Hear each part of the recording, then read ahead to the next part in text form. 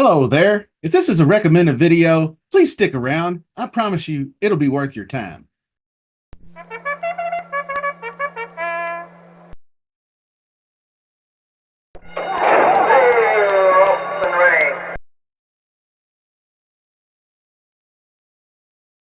Hello again. Welcome to Billy Ho Sports. It's Breeders' Cup weekend. Got big doings. So basically, I've covered almost all of the races with just kind of a preview and a profile of the horses, some race replays, and some early leans and thoughts. We're getting down into the betting time. We're going to put together some bets. This is going to be Saturday's best bets. This is going to feature the classic. I'm doing a separate video for that. Also, I'll have a best bets for Saturday of the other races as well. So be sure to give those a look. And we're going to pick a winner for our money back special bets. Then we're going to probably do some exactas and trifectas. This one, I'm going to do a budget of $50 for the classic. So as always, support is the key. Viewer support, you guys hitting that subscribe button, smashing that like, leaving comments is what makes me grow. So let's get after it. And we're going to start with the pick to win. Spoiler alert, it's going to be the 2-year-old champ, Fierceness, trained by Todd Pletcher. He's reestablished himself as the top 3-year-old. The Jim Dandy, the Travers, I went back and looked at the Travers stakes. He's so good. He's going to be your 3-1 favorite, which is kind of chalky, but he's healthy. He's happy. He's got good weight on him. And that's the key. He's got a little bit of extra break from the Travers race. So I think he's in good shape physically. And he's not a horse that's going to need the lead. He rated third, fourth up until the 3/4 pole in the Travers, and then took it over at the top of the stretch, and then held sway down the 1,144-foot Saratoga stretch drive, which is important because he only needs to hold it for 919 feet at Del Mar. And we all know, and we all saw Torpedo Anna chasing him down and gaining on him late, going 1,144 feet. So I think that gives a distinct advantage, and it also a favorable 9-post in between two slower horses in Pyrenees and Tapit Trice. I think he can get out fast, and he can sit off the pace of Arthur's Ride and probably Highland Falls. I think he can hang in there. I think Arthur's Ride is going to go to the lead and settle in. Going to try to get a reasonable pace, but I think this pace is going to be pretty hotly contested. Fierceness, Sierra Forever Young, Sierra Leone, hopefully not playing bumper cars again this year down the stretch closing. I think Forever Young, if he can avoid trip trouble, he could be the one that would run down Fierceness if it happens. But ultimately, I'm going with the commissioner, Mike Rapoli, the City of Light Colt for the BC Classic win. So the bet is going to be like this.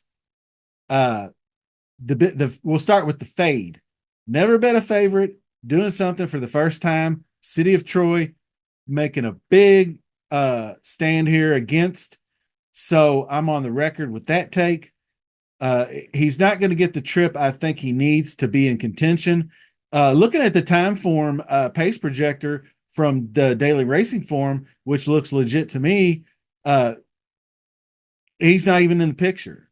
So I think Fierceness can set off the initial run to the lead and track Arthur's Ride, Highland Falls. City of Troy isn't, like I said, isn't even in the picture. So what I'm going to do with the bet is like this. I'm taking $10 win place on Fierceness. And then I'm going to do a trifecta key box with Fierceness, with the Forever Young, number 1, number 2, Highland Falls, number 8, Pyrenees, number 11, Sierra Leone, and number 12, Arthur's Ride. That's a 50-cent trifecta for $30. The key box will cover you, if you're not familiar with it, will cover you win, place, and show on Fierceness. And then you got 5 other horses to work into the other positions. So I think that's the most economical and plus EV bet that I could come up with. And I did spend a lot of time on that. It was wild trying to get it to fit in the budget, but we got her done. So, with a mix of the top American international talent, 2024 Breeders' Cup, the Classic is shaping up to be a super competitive race. So, keep following me. Please keep subscribing. Hit that like on your way out. Leave a comment. Don't stay engaged too. We're just starting. We're going right back through. Kentucky Derby 151 trail is beginning. So, don't shy away after the completion of the Breeders' Cup weekend. Lots more content coming. We'll probably take a few days off and reset a little bit, but we're going to be back and better than ever. So looking forward to seeing you again. And thanks so much for joining me. Your support means the world. And best of luck this weekend. Go win some money. Let's do it. I feel really good about this weekend. So that kind of scares me. See you soon.